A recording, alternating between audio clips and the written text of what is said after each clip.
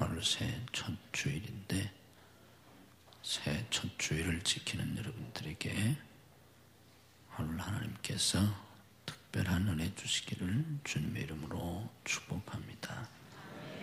하나님 여러분들에게 은혜를 주셔서 금년 한 해도 첫 주일만이 아니라 12월 마지막 주일까지 52주일을 여러분들이 한 주일도 빼지 않고 주일을 잘 지킬 수 있도록 하나님의 은혜 주시기를 주님의 이름으로 축복합니다.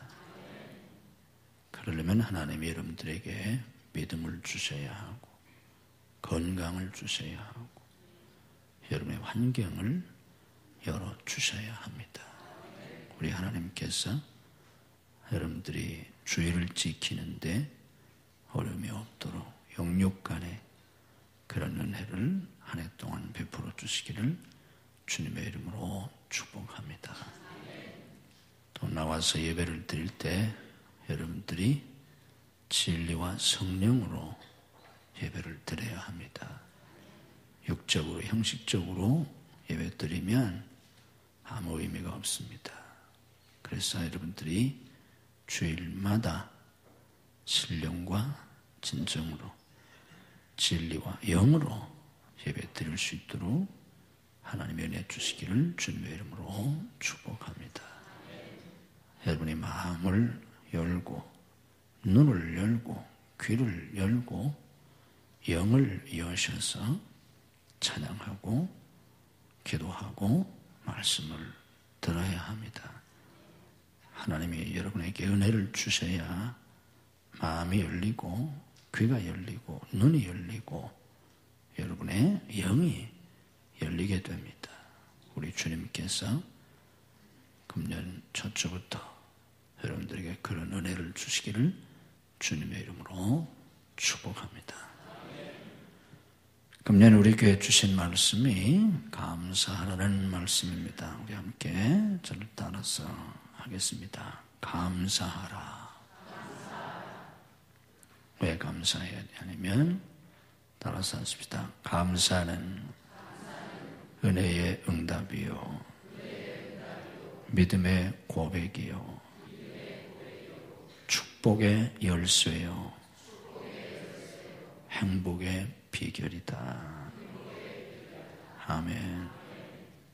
그래서 마땅히 감사해야 하고 또 감사해야 그런 복을 받습니다. 어떻게 감사해야 하나? 따라서 하십시다. 먼저 감사하라. 무조건 감사하라. 범사에 감사하라. 항상 감사하라. 아멘. 그렇게 사시는 한 해가 또 여러분의 남은 삶이 되시기를 주님의 이름으로 축복합니다. 오늘 요한복음 20번째 설교인데 오늘 1장 35절에서부터 39절 말씀을 가지고 주님 어디 계십니까? 하는 말씀을 전가하려고 합니다. 한번 따라서 하십시다. 주님 어디 계십니까? 여기 주님 어디 계십니까? 하는 말은 주님이 어디 계십니까? 안 보입니다. 주님이 어디 계신지 모르겠습니다. 왜 나를 안 돌봐주십니까? 이런 뜻으로 주님 어디 계십니까? 그런 말이 전혀 아닙니다. 그런 일반적인 의미가 아니고 오늘 본문 속에서 제자가 본래는 세례 요한의 제자였는데 예수님을 만나고 첫 번 질문했던 질문입니다. 랍비요. 랍비는 유대 선생을 가리키는데 선생님이요 어디 계십니까? 하는 말을 제가 주님 어디 계십니까? 이렇게 바꿨는데 그런 질문 속에서 가지고 있는 의미입니다. 이 말씀 속에는 우리 기독교의 아주 중요한 진리가 담겨 있습니다. 그래서 오늘 여러분들이 이 의미를 잘 깨닫고 여러분들이 신앙생활을 해야 진짜 기독교인이 될 수 있고 주님의 제자가 될 수 있습니다. 이 말씀의 배경은 이렇습니다. 지난주에 설교를 한 것처럼 세례 요한이 예수님께서 자기에게 나오심을 보고 제자들에게 보라, 세상 죄를 지고 가는 하나님의 어린 양이시다, 이렇게 증언합니다. 이 세례 요한의 증언을 듣고 본래 세례 요한의 제자이었던 제자 중 두 사람이 예수님을 따릅니다. 본래 세례 요한의 제자였는데 이 사람들이 예수님을 따르니까 예수님께서 그들에게 질문하셨습니다. 너희가 무엇을 구하느냐? 너희가 무엇을 원하느냐? 너희가 뭘 찾느냐? 그런 질문입니다. 너희가 무엇을 원하느냐? 그랬더니 그 제자가 제가 이걸 원합니다, 이렇게 대답하지 아니하고 예수님께 반문합니다. 라비여, 어디 계시오니까? 마치 동문서답을 하듯이 이상한 대화가 오고 갑니다. 너희가 무엇을 구하느냐? 그랬더니 무엇을 구한다고 대답하지 아니하고 오히려 예수님께 질문을 하는데 라비여, 어디 계시오니까? 그렇게 질문하는 겁니다. 그랬더니 예수님께서 와봐라, 와서 봐라 하고 대답을 하시니까 그 제자들이 가서 예수님이 계신 데를 보고 그날부터 예수님과 함께 거했다, 함께 살았다 하는 내용입니다. 자, 이게 무슨 말인가? 여기서 제자가 예수님께 반문했던 라비여, 어디 계십니까? 주님, 어디 계십니까? 하나님, 이 말 속에 담겨있는 의미가 뭔가, 이걸 오늘 여러분들이 깨달으셔야 합니다. 이걸 설명해 드리면 이렇습니다. 원래 세례 요한의 제자였던 사람이 예수님을 따라오니까 예수님께서 그들에게 너희가 뭘 원하느냐? 라고 질문을 하셨는데 너희가 뭘 원하느냐?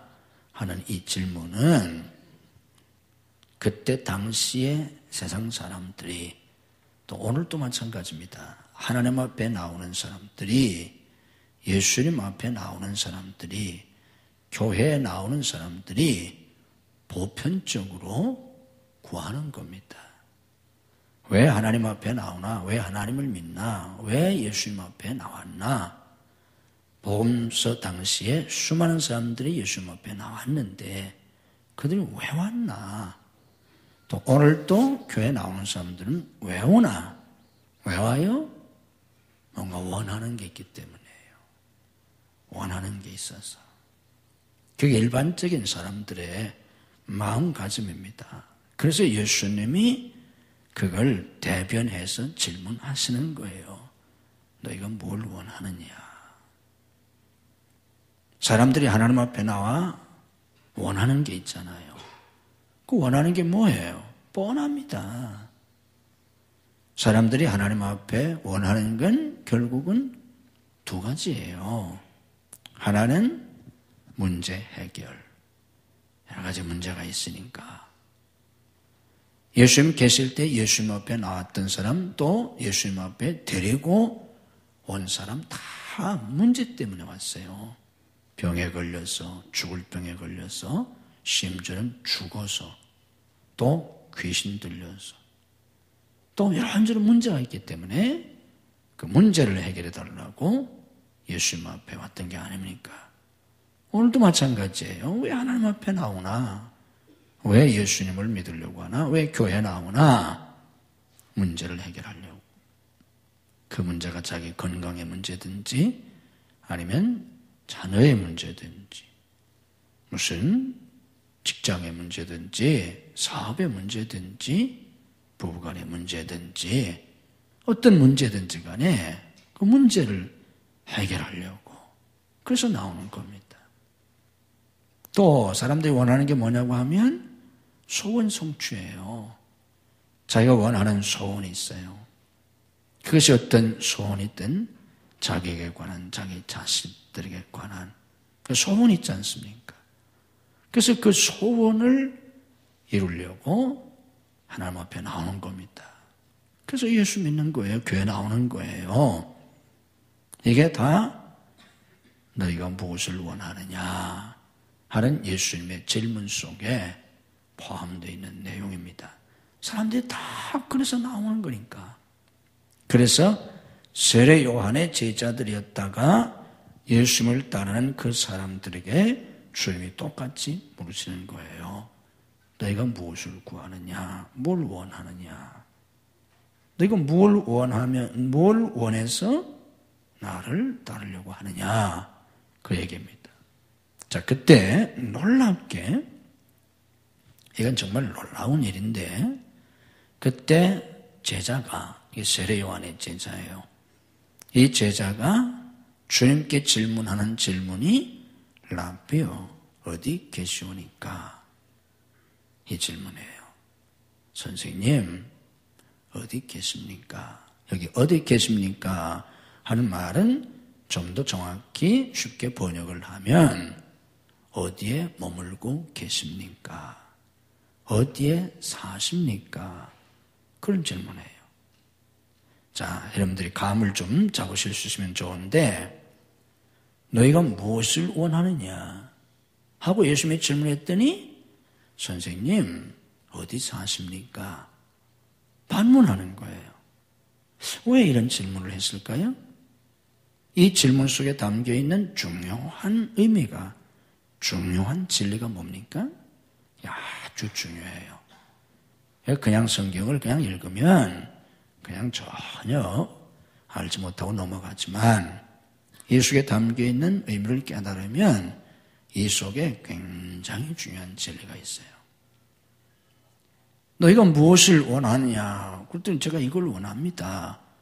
그렇게 대답을 해야 하는데 그러지 않냐고?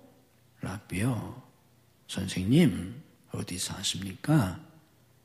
어디에 머물고 계십니까? 왜 이런 질문을 했나? 이 말씀을 좀 더 쉽게 이해하기 위해서 그 뒤에 이어지는 내용을 우리가 이해하면 좋은데 그 뒤에 있는 내용을 보면 그랬더니 예수님이 와서 봐라. 그랬더니 그 사람들이 실제로 가서 봤어요. 예수님이 계신 데를, 사시는 데를. 그리고 어떻게 했느냐? 예수님과 함께 살았다 하는 거예요. 자, 이제 정리를 해드리겠습니다. 많은 사람들이 하나님 앞에 나오는 것은, 예수님 앞에 나오는 것은 자기들의 원하는 게 있기 때문에 그 원하는 거는 문제를 해결하고 소원을 이루려고 하는 거예요. 그래서 하나님을 찾는 거예요. 그런데 주님 어디 계십니까? 하는 이 질문 속에 담겨 있는 중요한 진리가 뭐냐고 하면 기독교 신앙은 성도의 삶은 제자의 삶은 그게 아니라는 겁니다. 우리가 주님의 제자가 되려면, 우리가 진짜 성도가 되려면 그렇게 신앙생활을 하는 게 아니라는 거예요. 이걸 우리가 깨달으셔야 돼요. 우리가 우리의 문제를 해결하고 우리의 소원을 이루기 위해서 하나님을 믿는다면 하나님 믿는 게 큰 의미가 없어요. 옛날 귀신을 섬기던 거, 거기에서 나와서 하나님 믿는 거 별 차이가 없어요. 또 우리가 전에 다른 종교, 다른 신을 믿다가 기독교에 들어와서 교회 나와서 기독교인 되는 건 그 별 차이가 없어요. 별 의미가 없어요. 그게 그거예요. 그런데 기독교 신앙은 그게 아니에요. 특별히 예수님을 믿는 건 그게 아니에요. 이게 아주 중요합니다. 우리 신약시대 때 성도들은 특별히 예수님을 믿잖아요. 그런데 예수님을 믿는 이유야말로 정말 그게 아니에요. 이걸 아셔야 돼요. 그런데 많은 사람들이 그렇게 예수를 믿어요. 그렇게 교회 다녀요. 그래서 말만 기독교인이지 엉터리 신자인 거예요. 대부분 사람들이. 어떤 사람은 한평생 그렇게 교회 다녀요. 열심히 교회 다니려고 해요. 왜? 그 열심히 다니는 게 뭐예요? 문제 해결하려고. 한평생 그러다 죽어요. 또 어떤 사람은 한평생 자기의 소원을 이루려고, 자기와 자기의 자녀들에 대한 소원을 이루려고 그렇게 열심히 신앙생활을 해요. 어떤 사람은 새벽마다 나와 기도를 해요. 뭐 새벽 기도하는 게 나쁘다는 거 아니에요. 네, 새벽마다 나와 기도하고. 요즘은 많이 없어졌지만 우리가 어렸을 때만 하더라도, 젊었을 때만 하더라도 많은 교회의 할머니들이, 나이 드신 분들이 교회에서 그냥 저녁에는 교회에서 그냥 살았어요. 와서 그냥 기도하다 또 주무시고. 그래서 많은 교회가, 지금도 그런 교회가 있는데, 교회 방 하나를, 이렇게 넓은 방 하나를 이렇게 난방 시설을 해서 저녁에 주무실 수 있도록 다 그런 방도 마련해 드렸어요. 그분들은 그냥 이불 벗다내나 교회 갖다 놓고 그냥 저녁에 되면 교회 와서 그냥 기도하다가 주무시고 그냥 기도하고 그러는 거예요. 매일 밤. 그게 나쁘다는 거 아니에요. 그런데 그게 잘못되면 이상한 기도하는 거예요. 비기독교적인 기도생활, 신앙생활을 하는 거예요. 의미 없어요. 그 자체가 잘못됐다는 게 아니라 제대로 알고 기도하지 않으면 그거 다 미신적인 신앙생활을 하는 거예요. 새벽 기도도 마찬가지예요. 새벽 기도 하지 말라는 얘기가 내일 새벽 특세할 텐데 뭐 새벽 기도 필요 없다고 제가 이런 얘기하는 게 아니라 새벽 기도를 알고 해야지. 의미를 알지 못하고 하면 새벽마다 나와 기도하는 거 다 그 미신적인 신앙생활 하는 거예요. 그거. 자, 무슨 얘기냐면 제가 정리해 드릴게요. 예수님 오시기 이전, 이게 구약이라는 거예요. 그렇잖아요. 구약시대, 예수님 오시기 이전에 하나님을 믿고 하나님 앞에 기도하고 그래가지고 사람들이 문제를 해결할 수 있었습니까? 없었습니까? 구약시대 때. 예수님 오시기 전에 사람들의 문제를 하나님이 해결해 주셨어요? 안 해결해 주셨어요? 해결해 주셨어요. 얼마든지 해결해 주셨어요. 오늘 새벽에도 우리가 봤잖아요. 홍해바다도 갈라주셨어요. 이게 다 예수님 오시기 전에. 홍해바다가 언제 갈라졌어요? 예수님 오시기 1500년 전에 갈라졌어요. 예수님 없어도요, 예수님 오시기 전에도 홍해바다도 갈라지고 문둥병자도 나았고, 나만이 문둥병 나은 게 예수님 오시기 훨씬 전 아닙니까? 하늘에서 불도 내리고요. 뭐 기적이 얼마나 많이 일어났어요. 예수님 없어도 얼마든지 부자 됐어요. 아니, 욥만 하더라도 동방에 제일 부자라고 그랬는데 욥 시대가 어느 시대 때 사람이에요? 그 사람이 족장 시대 때 사람이에요. 예수님 오시기 훨씬 전이에요. 예수님 없어도 얼마든지 출세했어요. 예수님 없어도 목동이 왕도 되고요. 하나님 시켜주셨잖아요. 노예 소년이 대제국의 총리가 되기도 하고요. 예수님 없어도 아이 못 낳던 한나가 열심히 기도했더니 아이를 주시기도 하고, 예수님 없어도 얼마든지 문제가 해결됐고 소원이 이루어졌어요. 이해하시죠? 잘 이해를 하셔야 돼요. 예수님 왜 오셨어요? 그런데 예수님이 왜 오셨냐고요? 오늘 많은 사람들이 너희가 무엇을 원하느냐? 왜 교회 나온다고요? 왜 예수님 믿으려고 한다고요? 자기들 원하는 게 있어서. 그 원하는 게 뭐예요? 문제 해결이에요. 그 원하는 게 뭐예요? 자기 소원 성취예요. 거기에 예수님이 필요하다고요? 없어도 돼요.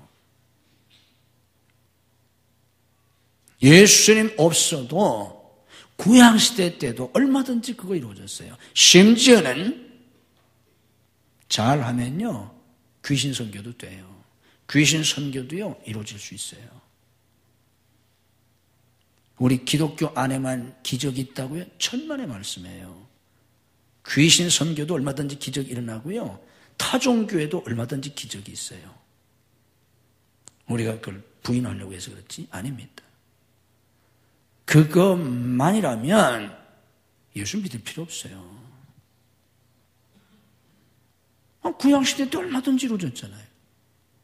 구약에 얼마나 기적이 많아요. 그게 예수님 오셔서 이룬 거예요? 아니에요. 예수님 오시기 다 이전이에요.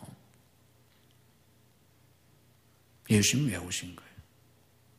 예수님이 굳이 이 세상에 그것도 인간의 몸을 입고 오셔서 십자가에서 못 박혀 피 흘려 죽으신 이유가 뭐예요? 예수님이 이 땅에 인간의 몸을 입고 오셔서 십자가에서 피 흘려 죽지 않으시면 안 되었던 그렇게 하시면서까지 우리에게 주시려고 하셨던 게 뭐예요? 우리의 문제 해결이라고요? 아닙니다. 우리의 소원을 이루지 아니에요. 뭐 때문에요? 이 우리가 공부를 했잖아요. 예수님을 세례 요한이 세상 죄를 지고 가시는 하나님의 어린 양이시다.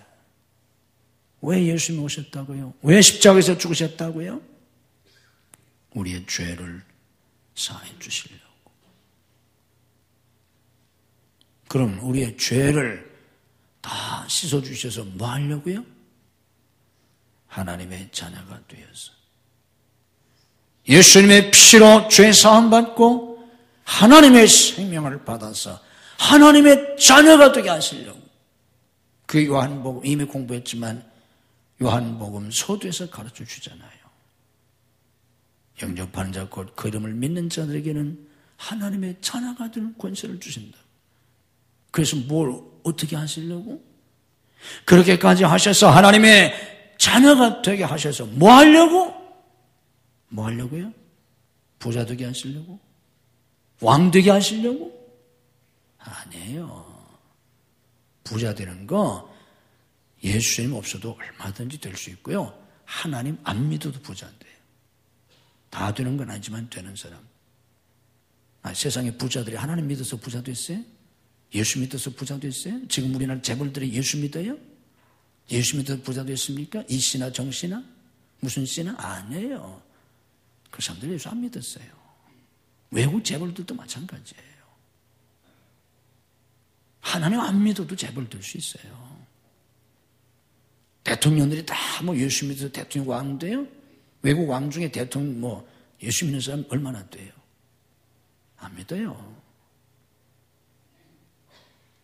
예수님이 오신 것은 우리를 부자 만들려고 오신 게 아니에요. 안 믿어도 예수 안 믿어도 왕 시켜주려고 한 게 아니에요.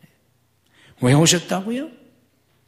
당신의 피로 우리의 죄를 쓰시어서 하나님의 자녀가 되게 하시려고. 하나님의 자녀가 되어서 뭐하게 하시려고? 우리가 예수 그리스도를 믿음으로 말미암아 하나님의 자녀가 되었다는 걸 다 알고 있어요. 믿고 있어요. 그런데 그렇게 살질 않아요.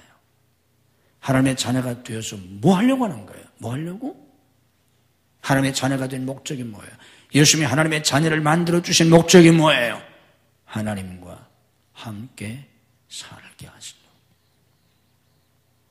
하나님과 함께 살게 하시려고. 하나님을 뭐라고 부르면서? 아버지, 아빠, 아버지라고 부르면서.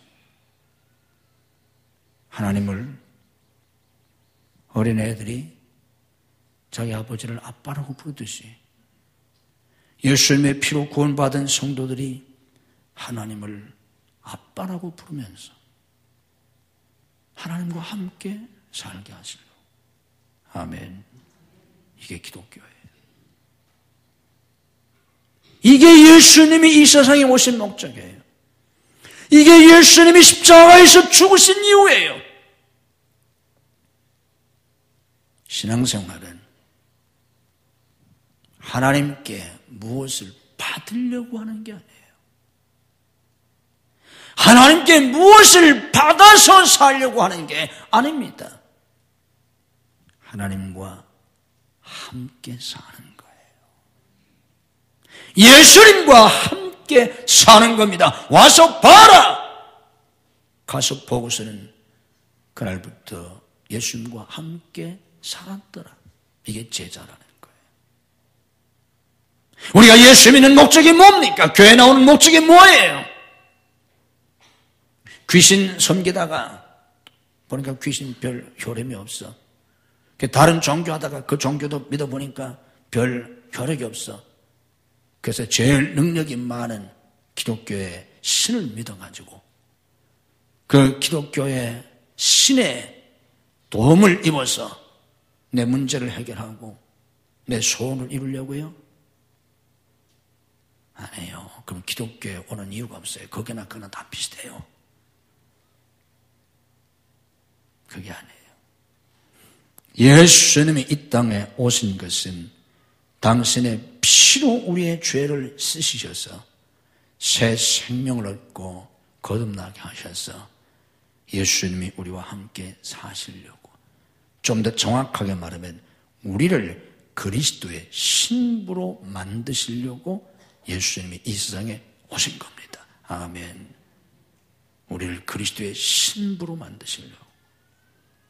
그래서 앞으로 공부를 하겠지만 2장에 가면 이제 나오는데 예수님의 첫 번째 표적이 가나의 혼인잔치 기적이에요. 상징적으로 보여주는 거예요. 예수님이 무엇으로 오셨는지를 보여주려고. 그래서 예수님의 비유 가운데 마태복음 24장에 보면 거기에 이제 24장에서 말세 징줄주 얘기하잖아요. 그리고 25장에 가서 비유를 얘기하시는데 거기에 나온 비유 중에 하나가 열처녀의 비유도 다 그래서 하신 거예요. 그리고 요한계시록에 가면 어린 양의 혼인잔치를 마지막 부분에서 얘기하잖아요. 이게 딱 그걸 가르쳐 주려고 하는 거예요. 예수 믿는 게 뭐라고요? 하나님의 자녀가 되어서 하나님을 아빠라고 부르면서 아버지 하나님과 함께 사는 거고, 예수님이 나의 주님이시요 주인이실 뿐만 아니라 예수님이 내 신랑이 되셔서 예수님의 신부로 내가 사는 거예요. 정리하면 핵심은 다 어디에 있어요? 핵심은 하나님께 내가 무엇을 받아서 내 문제를 해결하고 내 소원을 이루려고 하는 게 아니라 그것을 받아서 그거 가지고 살려고 하는 게 아니라 그분과 함께 사는 거예요. 그걸 받아가지고 어떻게 하든지 그걸 받으려고 새벽마다 나와 기도하고 저녁마다 철야하고 금식 기도하는 게 아니라, 그러려면 기도 않는 게 나아요. 차라리 그렇게 기도하려면 다만 미신적인 기도하는 거예요. 몰라서 그런지. 제가 기도를 반대하는 게 아니에요. 저도 40일 금식 기도도 했어요. 기도 자체를 내가 반대하는 게 아니에요. 잘못된 기도를 내가 반대하는 거지. 기독교는 그런 유치한 종교가 아니에요. 내가 하나님이 주시는 그거를 받아 가지고 탕자처럼 멀리 나가서 한번 자기 멋대로 살아보려고 하는 종교가 아니고 그분하고 사는 거예요. 그분. 아버지하고 사는 거예요. 신랑 예수님하고 사는 거예요. 그래서 그분 안에서, 그분이 주신 것 안에서가 아니라 그분이 주신 물질, 그분이 주신 지혜, 그분이 주신 능력, 그분이 주신 사회적 지위, 그분이 주신 직장, 그분이 주신 사업, 그분이 주신 어떤 것이 아니라 그분 안에서, 하나님 아버지 안에서, 예수님 안에서 내가 평화를 누리고 기쁨을 누리고 행복을 누리고 소망을 가지고 사는 거예요. 아멘. 뭐가 있기 때문에? 잘 들어요. 우리는 신앙생활하면서 끊임없이요, 내가 무엇이 되려고 그래요. 그런데 신앙생활은, 기독교는 내가 무엇이 되는 종교가 아니에요. 우리는 끊임없이 내가 무엇을 가지려고 그래요. 그래서 내가 가진 그것을 가지고 내가 되어진 그것 때문에 거기서 내가 안심하려고 하고, 거기서 내 자존감을 가지려고 하고, 거기서 내 존재 가치를 느끼려고 하고, 거기서 행복과 영광을 누리려고 해요. 아니에요. 그 기독교가 아니에요. 우리는 내가 무엇을 가졌기 때문이 아니라 예수님이 계시기 때문이에요. 베드로가 얘기했잖아요. 은과 금은 내게 없다고. 그러나 내게 있는 것을 내게 준다고. 내겐 예수님이 계시다고. 내 안에 계신 예수님 때문이에요. 그리고 잘 깨달으세요. 우리는요, 한평생 신앙생활하면서 한평생, 좀 쉽게 설명을 하면 우리 자신이 금그릇, 은그릇 되려고 그래요. 나 자신이 금그릇 되려고. 금그릇 안 되면 하다못해 은그릇이라도 되려고. 한평생. 이건 기독교가 아니에요. 내가 금그릇이 되어서 한번 좀, 애들 말로 좀 광을 좀 내보려고. 이런 마음들을 가지고 있어요. 그런데 이게 기독교가 아니에요. 기독교는 처음부터 끝까지 우리는 단지 질그릇일 뿐이에요. 예수 믿기 전에도, 예수 믿고 나서도, 창조 때부터 우리는 질그릇일 뿐이에요. 그리고 질그릇인 우리는 예수 100번 믿어도 금그릇 되지 않아요. 성령 아무리 받아도 금그릇 되지 않아요. 집사가 돼도, 집사가 별건 줄 아세요? 권사 됐다고, 권사 되면 뭐가 저절로 되는 줄 아세요? 장로 됐다고, 장로 됐으면 뭐라는 거예요? 목사 됐다고? 제가 금년 되니까 목사 안수 받은 지 3월달이면 40년 되더라고요. 목사 된 지 40년 돼도 별 볼 일 없어요. 여전히 저나 여러분 질그릇이에요. 착각하지 마세요. 원래는 질그릇이었다가 이제는 하다못해 구리 그릇이라도 된 줄로 착각하지 마세요. 그리고 내가 조금만 더 노력하면 10년만 지나면 내가 금그릇 된다 착각하지 마세요. 꿈 깨세요. 우리는 목사 할아버지가 돼도 100년 예수 믿어도 죽을 때가 되어도 질그릇이에요. 뭐예요? 질그릇 같은 우리 안에 보배가 있다는 거예요. 우리는 질그릇일 뿐인데 우리 안에 예수님이 계시다는 거예요. 여기에 우리 존재의 가치가 있어요. 여기에 우리 존재의 능력이 있어요. 여기에 우리 존재의 영광이 있는 거예요. 아멘.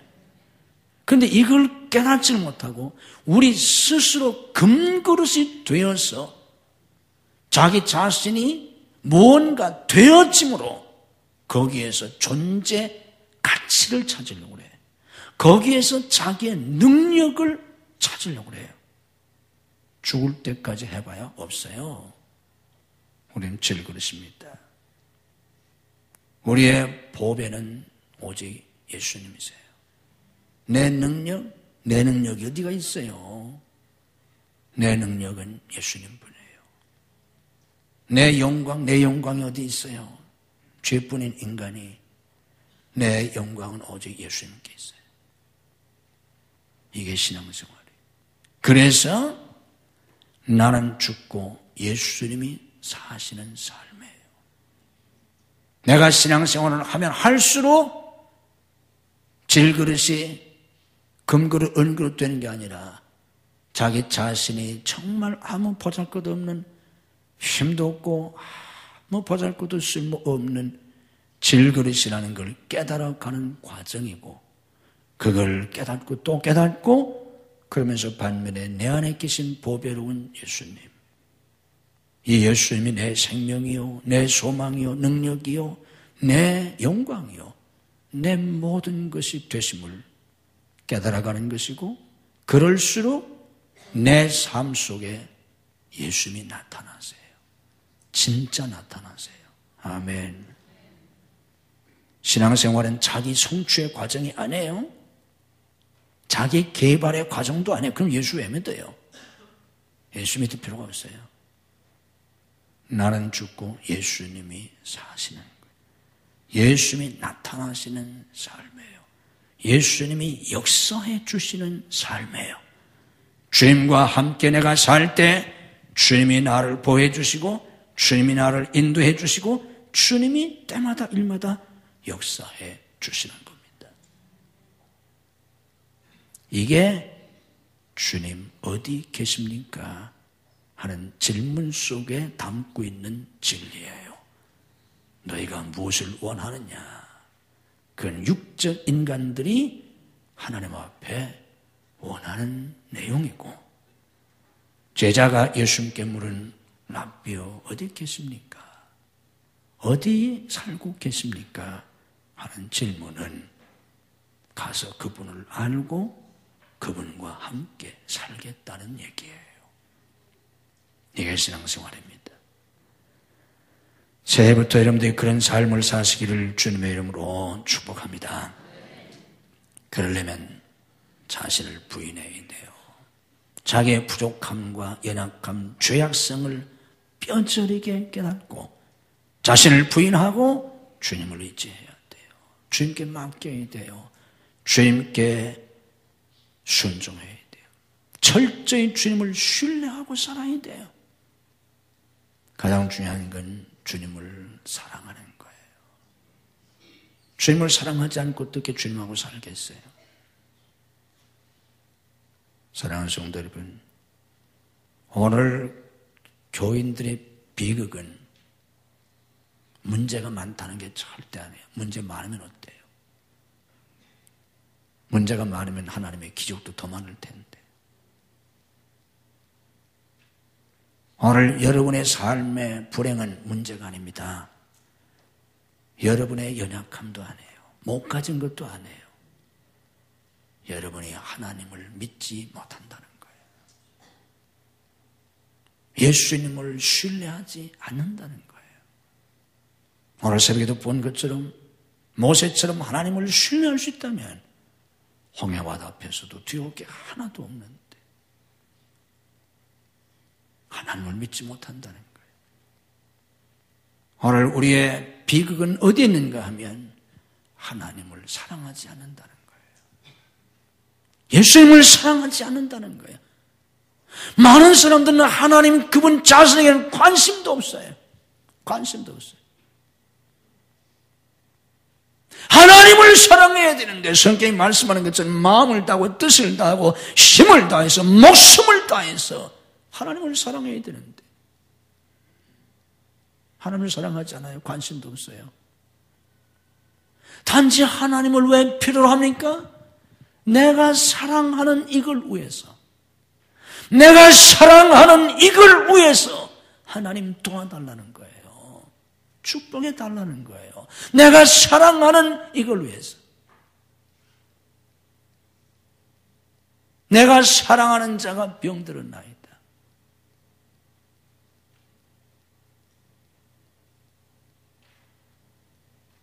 나는 내가 사랑하는 것 때문에 울고불고 하는 거예요. 밤잠을 자지 못하는 거예요. 애가 타는 거예요. 속이 무너지는 거예요.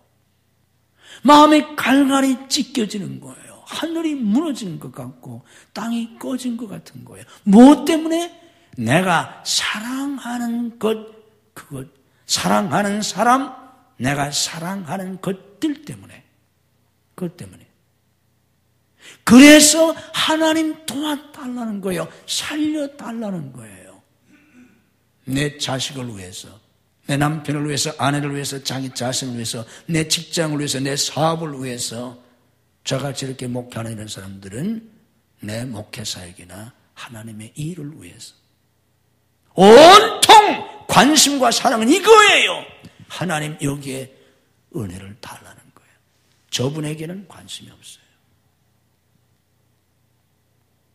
여러분이 지금까지 살아오면서 무엇 때문에 그렇게 근심하셨습니까? 무엇 때문에 그렇게 애타하셨습니까? 무엇 때문에 울었습니까? 무엇 때문에 통곡했습니까? 무엇 때문에 가슴이 찢어졌습니까? 하나님 때문이었나요? 예수님이 불쌍해서 울었나요? 예수님이 병들어서 울었나요? 하나님 때문에 온 사람이 있습니까? 예수님 때문에 가슴이 무너진 사람이 있습니까?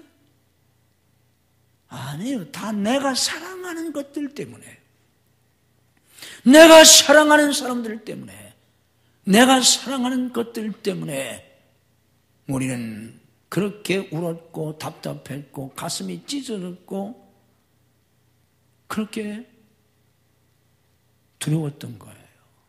하나님 때문이 아니었어요. 하나님은 어디 계셨습니까? 없었어요. 저 하늘 어디에? 이건 신앙생활이 아닙니다.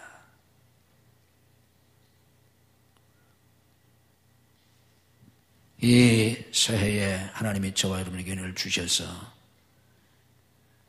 이제는 하나님과 함께 사는 여러분들이 되시기를 주님의 이름으로 축복합니다. 하나님 때문에 울 수 있어야 돼요. 울려면 예수님 때문에 울어야 돼요. 예수님 때문에. 예수님 때문에 가슴이 답답해야 되고, 예수님 때문에 기뻐야 하고, 예수님 때문에 행복해야 돼요. 예수님이 주신 선물 때문에. 오랜만에 아빠가 출장을 갔다 와서 애들한테 사탕을 좀 사다 주든지, 초콜릿을 좀 사다 주든지, 장난감 어디 외국에서, 그 몇 푼도 안 하는 거, 혹은 꽤 그래도 값이 나가는 거, 그거 갖다 주면 애들이 아빠한테 인사를 하는 동 마는 동 하고, 그거 가지고 가서 큰 정신없이 노는 아이들처럼.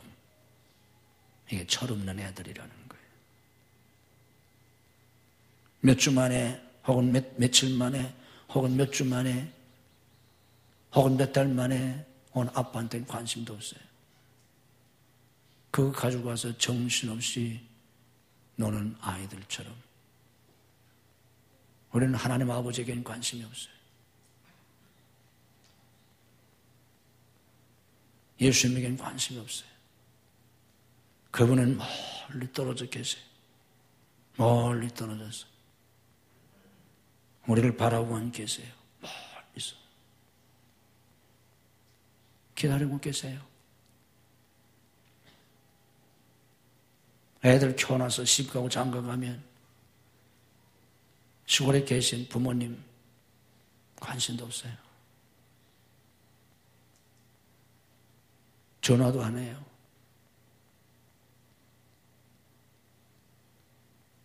오지도 않는 전화통에 아침에 전화도 올려나, 요즘은 휴대폰이 있지만 옛날식으로 하면 아침 먹고 전화도 하려나, 저녁 먹고 전화도 하려나, 자기 전에 전화라도 하려나, 오지도 않는 전화에 하루 종일 부모가 기다리고 있는데 이 자식들은 밤에도 전화 한 통도 없어요. 그게 뭐라는 거예요? 철없는 새끼들이라는 거예요.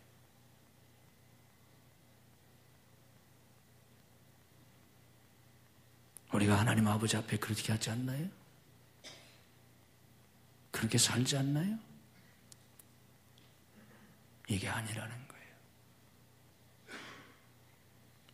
신앙생활은 하나님과 함께 사는 겁니다. 아빠, 하나님 아빠, 하나님을 아빠라고 부르면서 같이 사는 거예요. 예수님을 내 신랑으로 모시고 예수님의 사랑을 깊이 느끼고 예수님을 사랑하며 사는 거예요. 이게 그리스도와의 연합이라는 거예요. 15세기 성자였던 토마스 아켄피스가 꿈속에서 주님을 만났습니다. 꿈속에 주님이 나타나셔서 아켄피스에게 물었어요. 내가 내게 무엇을 해주기를 원하느냐? 내게 구하라. 그때 토마스 아켄피스가 주님께 이렇게 대답을 했습니다.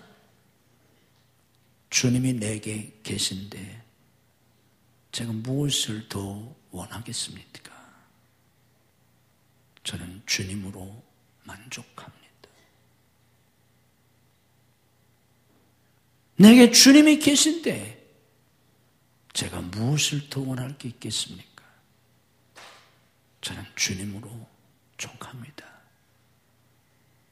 이게 그 유명한 그리스도를 본받으라는 그런 책을 썼던 15세기 성자 토마스 아켄피스가 꿈속에서 주님을 만나고 고백한 내용입니다. 이런 믿음을 갖고 사는 저와 여러분들이 되시기를 주님의 이름으로 축복합니다. 오 예수님, 주님을 따르려는 제자들에게 너희가 무엇을 원하냐고 물으셨습니다. 사람들은 다 자기들이 원하는 것을 이루려고 주님 앞에 나왔습니다. 그리고 주님을 따랐습니다. 가룟 유다는 3년 동안이나 그렇게 따라다니다 결국은 예수님을 배반하고 목매달아 죽고 말았습니다. 오 주님, 저희들도 여전히 주님 앞에 무엇을 구하려고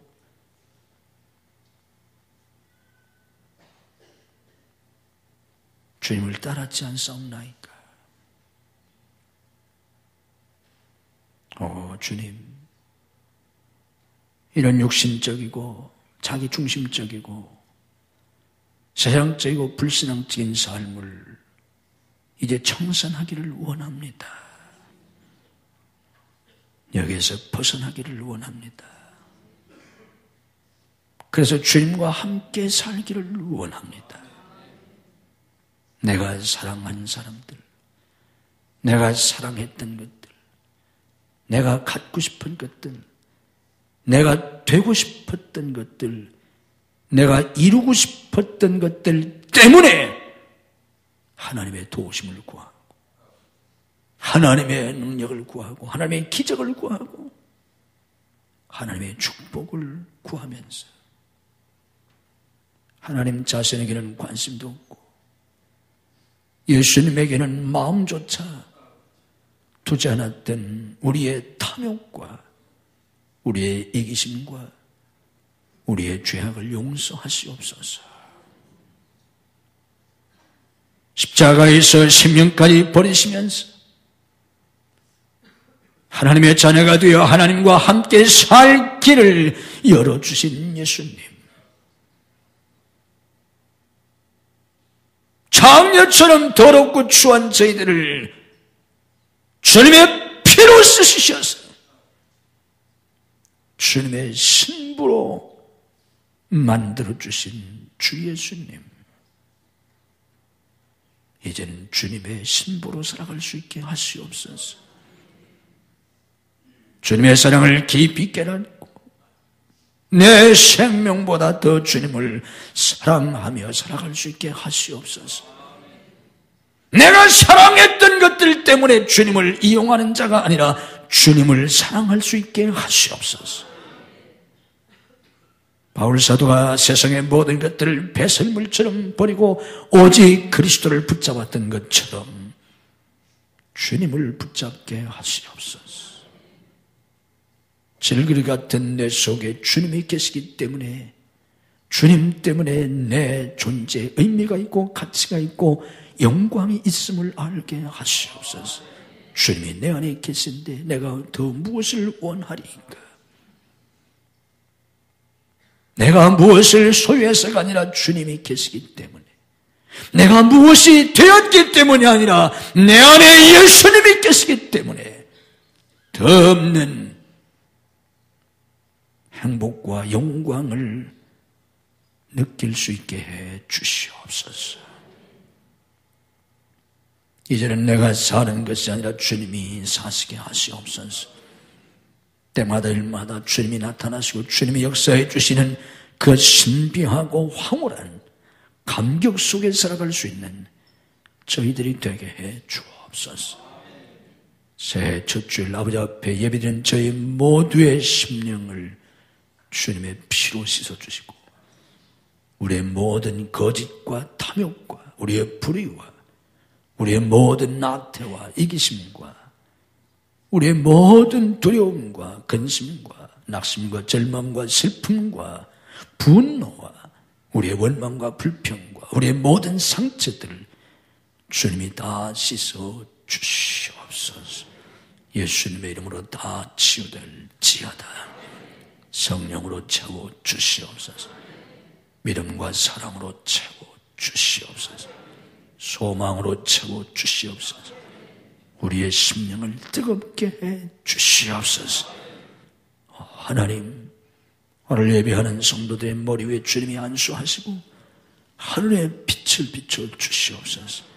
진리를 깨닫게 하시고 참된 믿음을 가지고 주님을 섬길 수 있게 하시옵소서. 믿음으로 아픈 몸에 손을 얹습니다. 오늘도 살아계신 주님, 우리의 몸을 주께 드립니다. 우리의 몸을 주님의 도구로 쓰기를 원합니다. 주님이 치유하시고 건강을 회복시키시고 그렇게 써주시옵소서. 내가 나사렛 예수 그리스도 이름으로 명하노니 우리를 괴롭히는 모든 병만은 다 물러갈지어다. 예수님의 이름으로 치유될지어다. 예수님의 이름으로 건강 회복될지어다. 예수님의 이름으로 강건할지어다. 믿음으로 하나님 앞에 손듭니다.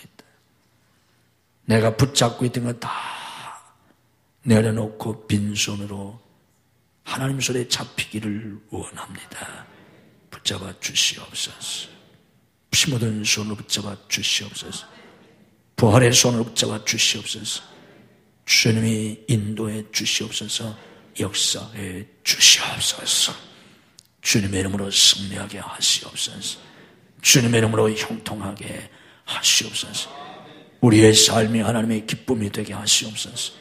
우리의 삶이 하나님의 영광이 되게 하시옵소서. 저희들을 거룩하게 하시옵소서.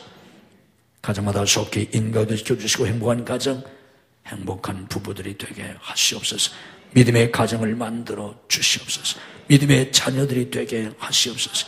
주님의 이름으로 승리하고 주님의 이름으로 복받고 주님의 이름으로 쓰임받는 우리의 자녀들이 되게 하시옵소서. 믿음의 문을 열어 주시옵소서. 지혜의 문을 열어 주시옵소서. 학업의 문을 열어 주시옵소서. 진학의 문을 열어 주시옵소서. 유학의 문을 열어 주시옵소서. 취업의 문을 열어 주시옵소서. 사업의 문을 열어 주시옵소서. 결혼의 문을 열어 주시옵소서. 퇴의 문을 열어 주시옵소서. 사역의 문을 열어주시옵소서. 우리 자녀들 통해서 영광을 거두시옵소서. 성도들의 사역의 복을 주시옵소서. 주님의 일에 충성하게 하시고 주님의 일에 거룩한 열매가 풍성해지게 하시옵소서. 하는 직장과 사업을 축복해 주옵소서. 복된 직장과 사업장이 되게 하시고 주님의 이름으로 형통하고 창대케 되어서 하나님 앞에 쓰임받는 직장과 사업들이 되게 해 주시옵소서. 믿음으로 하나님 앞에 예물을 드립니다. 금년 한 해 동안도 온전한 11조를 드릴 수 있도록 은혜를 더하여 주시옵소서. 11조를 드리는 성도들에게 하나님을 활짝 여시고 땅에 쌓을 것이 없도록 주님이 복을 주시옵소서. 황충을 금하여 모든 쓸데없는 지출을 막아주시고 30배, 100배, 1000배 열매를 맺게 해주시옵소서. 때마다 은혜를 감사하며 감사 예물을 드립니다. 한 해 동안도 풍성한 감사를 드릴 수 있게 하시고 선견금, 구제헌금, 건축금, 해외 성전권 축원금을 드립니다. 주님이 받으시고 하늘과 땅의 복으로 금수와 내세의 복으로 자녀와 후손의 복으로 믿음의 명문가를 이룬 복으로 더하여 주시옵소서. 오늘 첫 주일 예배하는 모든 성도를 축복해 주시옵소서. 병상에서 나아지 못한 성도를 찾아가셔서 능력의 손으로 일으켜 주시옵소서. 출타있는 성도들, 해외에 나가는 가족들, 군문에 나가는 아들들, 유학생들을 지키시고 축복해 주시옵소서. 믿음이 연약하여 주의를 송수하지 못하는 성도들에게 주의를 송수할 수 있는 믿음을 더하여 주옵소서. 이 한 주간도 주님이 주시는 은혜와 축복이 넘치는 복된 한 주간이 되게 해 주옵소서. 예수님 이름으로 축복 기도하옵나이다.